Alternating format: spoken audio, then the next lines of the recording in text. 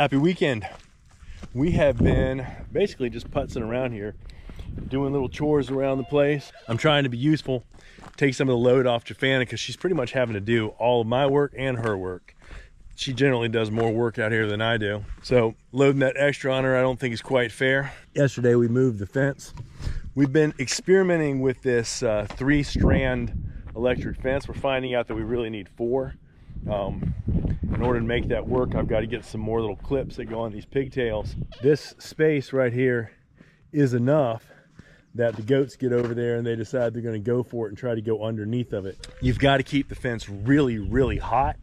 And you can see I've got 3 different fence chargers over here right now because I've been experimenting with which one I think is going to be able to drive this. I bought this Parmac and unfortunately it just didn't do the trick. It said that it had 5,000 volts, but I could put my hand on it, barely feel it. That one, it has less joules, but it was kicking out 9,000 volts. And when I put my hand on it, it curled my fingers up.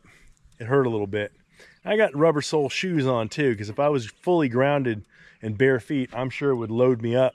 And in fact, that same charger right there, I was going through one of these gates like this, and the goat was between me and the gate, and it touched the fence with one side of its body and my leg with the other, and that buckled my knees. So I know it's giving out some good juice.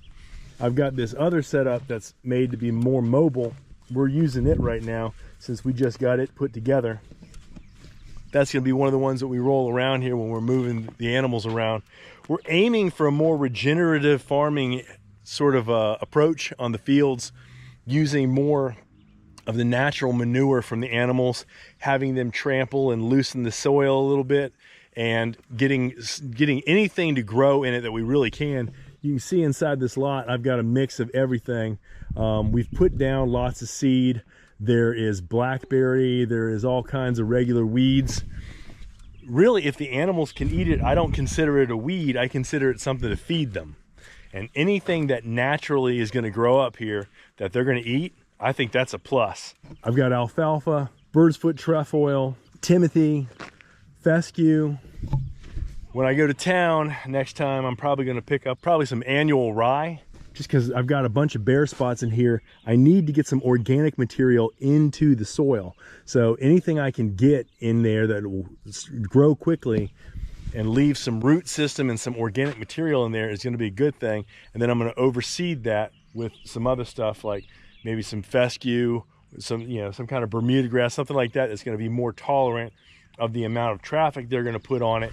We really just want them to have something green around them. Since our new hay feeder, I say new, that was a little getaway last weekend. We gave us an opportunity to take a little road trip. We drove a couple hours and went and picked that up. I was able to get it for $150, and a new one is about $400 or $500. So to me, that's a big bargain. And I was getting cabin fever, being down, not really doing anything. So far, so good. We're loving the new barn. Really happy about it. I know that I need to put some gutters on it. I'm not really sure where I'm going to put the cistern that we're going to put the water into, but we may have one sitting out front. That might be what we do. There might be a way that I can set up the gutter and then have a pipe that runs that way and goes onto the next one, so that it all comes together and we can just have one tank to put things into. From a mechanical perspective, there's no reason I shouldn't be able to do it. From a wife perspective, I might get a veto, so we'll see how that goes. Now Jafana's running up front with the truck to do a little weed eating, something I certainly can't do because I've only got one arm to use. I just finished, see, look, I'm able to touch my own face now. I was able to tie my shoes. That was a big deal. I just finished my physical therapy work, but we bought this to stick Aya in when she first came to us, and really never put her back here very much. Just there's too much sun exposure. It just there are only a few times I stuck her in there, but in that barn there's enough space to put it inside there, and it's got these little panels right here that I can remove and replace with something else. And I think I'm going to put a jump gate in there, teach her how to use it, and that way she'll have her own area in there that she can get into and get away from the goats. She likes to hang out with the goats and be with them, but sometimes they get a little pushy. She's thankfully she doesn't want to play with them as much as she used to, so we don't have to get after her on that. But at the same time, Twiggy still wants her to play, and Twiggy can be kind of pushy. Sometimes Aya just wants to be left alone, so she'll go to a different part of whatever field they're in and lay down to get away from them. She also wants her own space, and I'm thinking this would be a perfect setup inside there for her to be able to get in there whenever she wants to and away from them. And it won't be too long. We're gonna be bringing another dog into the whole mix. We're gonna have to figure out where we're gonna put that dog and how we're gonna introduce it to the goats and all that kind of thing. So we may have to make use of it there as well.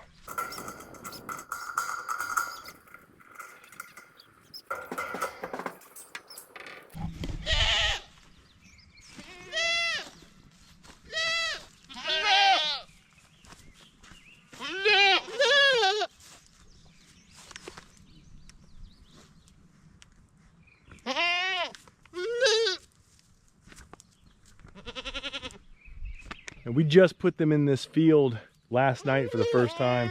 There's lots of blackberry, lots of grass, lots of things for them to eat. They seem pretty happy about being over here, but it probably won't be a week.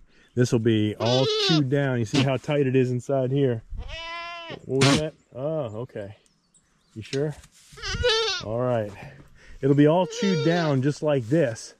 And this is pretty tight, and you can see we've still got, there's lots of different varieties of stuff in here. You still got some blackberry growing. And this is their regular pen, so this one's gonna get hit harder than it usually does. This is actually a little shorter than I'd like it to be when we put them in it. I wanna have a little bit, I mean, obviously you've got bald patches right there. And as lumpy as that is, that's after I pulled it, because this was quite uneven over here. I don't know what she's getting ready to get into, but she's about to stick her nose on that electric fence and get her attitude tightened up. They really don't want no parts of that. That's running about 10,000 volts. It's a stunner.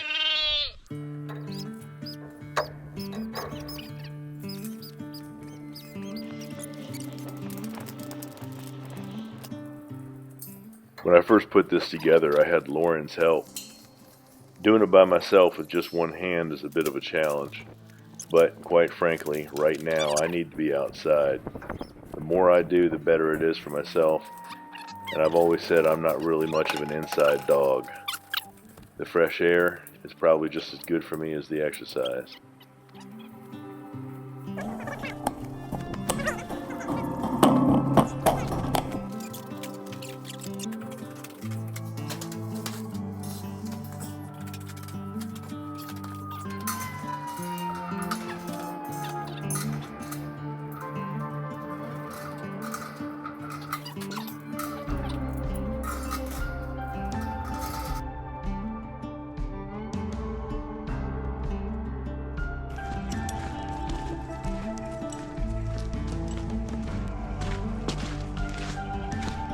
When I dug out the outline for them so they could build it, I didn't really care much about the inside of it because it's relatively flat.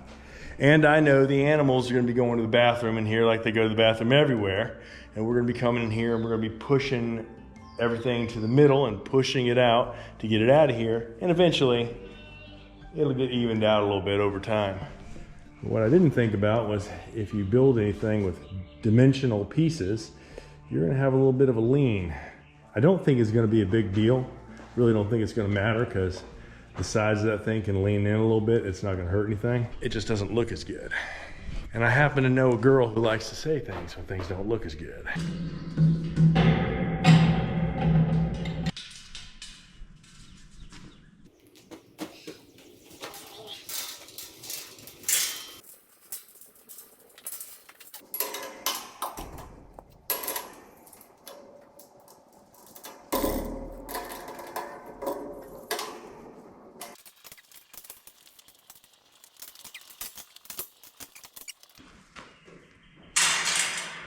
Nice. Now I gotta figure out how to make this jump gate. For the entire last year with our animals, we did double duty with hay. We used it the same way you would use straw for bedding. It's a little dirtier when you do that, but we just didn't have an area to store it. Now that we've got a little bit of an overhang, we're trying to figure out a way to make the most use out of it, and we're getting all the materials we really should have. Well, good morning. Last night we had some storms. It's actually the first time that that we've had any high wind that's tested the new barn. Got to tell you, I was pretty pleased. Didn't get pushed down. That's always a positive note. We will probably have the new goats here in about a week. As soon as I get this roadway taken care of, we're going to be moving some fence, get across the way, turn the goats loose on an area that has grown up quite a bit since springtime started, and have them crush it down a little bit for us. It's much easier than us going over there with a weed eater. We're still trying to figure out how we're going to do the regenerative farming thing. Our intention is to use the animals to manage the land as much as possible and help the land restore itself to the types of grasses that were here a long time ago. So hopefully there's enough in the seed bank to overcome the fescue and things that we've spread around, and we'll start getting some of the natural grasses, and the earth will get a little bit healthier. The soil will have a little more diversity in it, more microbes. I know it's going to take a couple of years for that to really show itself, but so far, just having them here for a year and having them work some areas for us, and us only going and mow maybe once or twice a year instead of going in and mowing it every month, it has been an absolute blessing. And the soil is looking better and the grass is looking better. Now this area right here, I actually pulled out with the tractor this year because it was so lumpy, it was uncomfortable to drive anything across. Doing that damages the soil, damages the biodiversity in the soil, but I'm confident that now that we've got everything smoothed out and situated, we've spread a little bit of seed, we've got the animals in here, they're going to be adding a lot of manure, a lot of nutrients to the soil. We've got some nitrogen fixers in there like alfalfa and trefoil. I think that in the long run, this is going to turn out to be pretty good. I was surprised that the pen that they used to have over on the other side that they just came out of about 2 days ago, that actually has a lot of grass in it. And I was expecting that with 4 goats in that small area, they would pretty much crush it. This one is going to have 8 goats in it right now, and eventually 20 or 25 goats in here. Hopefully it'll hold up as well because we're going to be moving the animals around. Big question is there enough juice in the batteries to get this thing started? I need, since I've been playing with all these solar panels, I need to get a solar panel to mount on the back of this thing so I can get a battery tender on there, because a draining battery has been causing me all kinds of problems with this thing. Aside from that, she runs like a top. Off. That is a big old no. Damn it. Ah!